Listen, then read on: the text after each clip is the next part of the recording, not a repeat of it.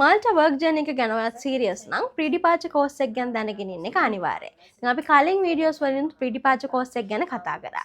ඉතින් මාල්ට වලට යන එලිජිබල් වර්කර්ස්ලාට මේ කෝස් එකෙන් ලිවිං ඇන්ඩ් වර්කින් එන්වයරන්මන්ට් එක ගැන තමයි නොලෙජ් එක හම්බ වෙන්නේ. ඉතින් මේ අතරට එම්ප්ලොයිමන්ට් රයිට්ස්, ඒ කියන්නේ ඔයා හෙට ගියාට පස්සේ ඔයාට තියෙන රයිට්ස්, ඊට අමතරව වර්ක් ප්ලේස් රෙස්පොන්සිබිලිටීස්, ඒ වගේම තමයි ඔයා හෙට ගියාට පස්සේ කමියුනිකේට් කරන්නේ කොහොමද?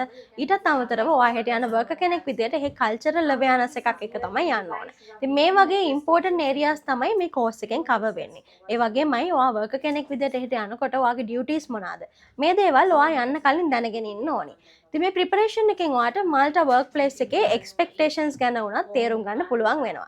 ඒ වගේමයි එහෙට ගියාට පස්සේ ඔයාට ඇඩැප්ට් වෙන්න තියෙන නිව් එන්වයරන්මන්ට් එක ගැන උනත් ඔයාට දැනගන්න පුළුවන්. ඉතින් මාල්ටා යන ජර්නි එකේ මේක පේපර් වර්ක් එකක් කම්ප්ලීට් කරනවා කියලා හිතන්නේ නැතුව මේ නොලෙජ් එකෙන් ඔයාව ප්‍රිපෙයාර් කරගන්න එක ඉක්වලි ඉම්පෝටන්ට් වෙනවා.